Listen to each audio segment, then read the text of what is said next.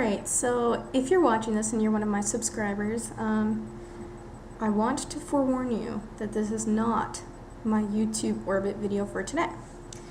Now, for everyone else who may be watching this video, I want to let you know that if you have seen the movie Inception, then this is the place for you. And if you have not watched it yet, then go away, unless you want excessive amounts of spoilers.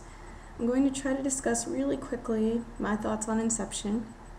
I saw it by myself, glad that I saw it by myself, and because otherwise things could have distracted me. So, here's your last chance to stop watching the video, and I hope that you didn't skip ahead and ruin it for yourself if you haven't watched it. Okay, let's go. Alright, the movie Inception was brilliant. Let's start with the ending first. A lot of people are frustrated about the ending because it ends with that just simple top spinning and spinning and spinning and spinning.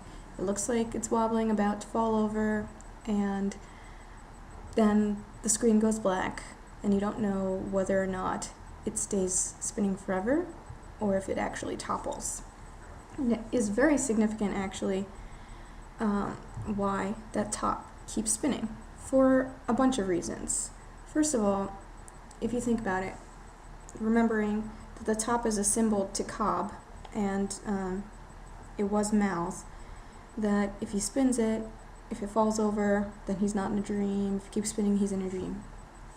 Now, Cobb, in that scene, is not looking at the top anymore. He sees his children, he goes to them, his back's to the top, and then you see the top still spinning.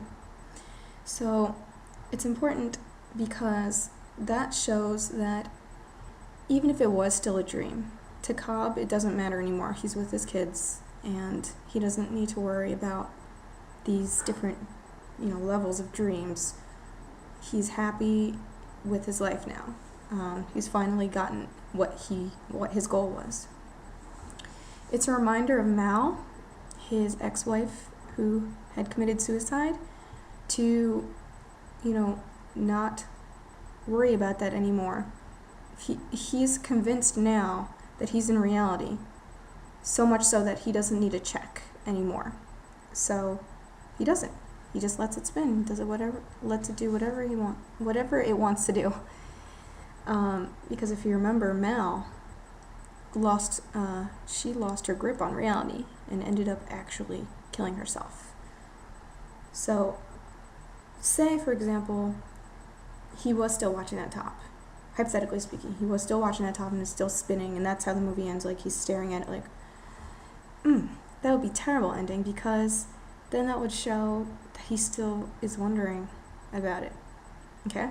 So, and if he thought that if he thought he was still in a dream and he committed suicide because he was thinking about doing it, if you remember one of the earlier scenes in the movie, he was spinning the top and he had a gun right by his head, and he started to turn it towards his head. When it fell over, he didn't. What if he had committed suicide? That would have been absolutely horrible. So, other reason why it's important for that ending. The top still spinning. You are the only person, or everyone else in the theater, or whatever, you're watching the movie, it's still spinning. Now, you have a choice to make for yourself. Are you living in reality? Or are you living in a dream world? And how much does that matter to you? Discerning between the two. So, the director is letting you choose if he, or Cobb, is still living in a dream, or is he living in reality? Then you have to decide for yourself. And if so, what does that mean?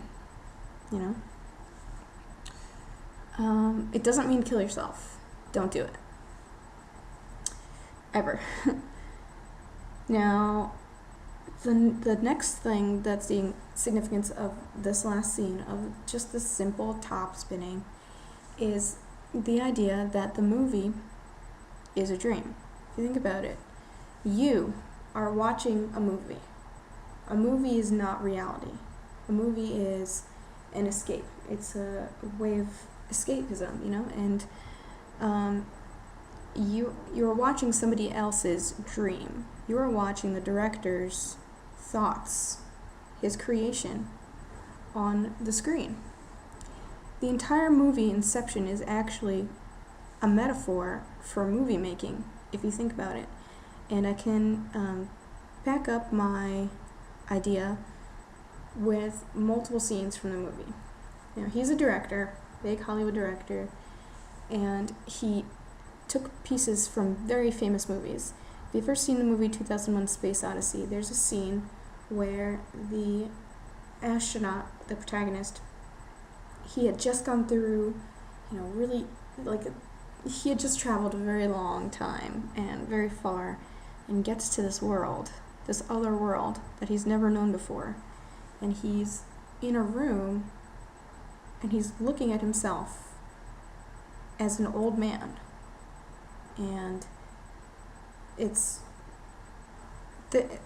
what I'm trying to say, I'm getting a little sidetracked, is that there's one scene where Fisher is, when he unlocks his safe, and it's that big room, and his father is sitting right there in front of him, laying in bed, and the room is just modern, and there are symbols in that room from 2001: Space Odyssey. Another example of, mini cameos, I guess, of movies would be the two mirror doors that, I want to say Juno, oh my gosh, Ariadne closed so that, they reflect each other infinitely. That is from Citizen Kane. If you've ever seen The Matrix, there's, references to The Matrix in that movie. There's the scene where what's his name? Well, the guy who's left behind in the hotel scene, and he's fighting the guy, and the room's spinning, there's no gravity, and basically they fight on each wall. That is a reference to Fred Astaire in one of his films. He dances on each wall.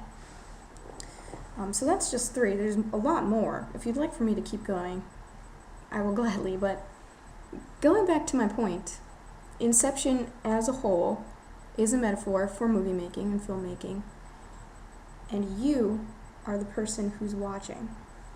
So you are living in a dream world when you're watching this movie. You're not consciously thinking about, you're not in your own life, although you are. You're like dreaming while awake whenever you watch a movie. So that is basically all of my little ideas connecting to that last scene with the spinning top. I might do some more of these if you guys want me to. But yeah, Inception. Are you confused? Go see it again. Feel free to send me any messages that you like. Okay? Bye.